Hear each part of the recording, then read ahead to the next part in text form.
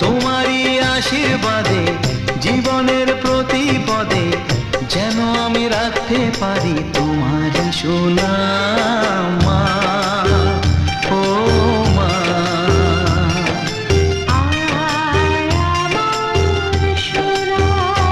ও স্নেহের ছায়ায় ভালোবাসায় ঢেকে রাখে যে, অনেক জ্বালাশয় বুকে জড়িয়ে রাখে যে, তারই আঁচলে মুখ লুকিয়ে রেখে জীবন আমার কাটিয়ে দেব তোমায় দেখে মা।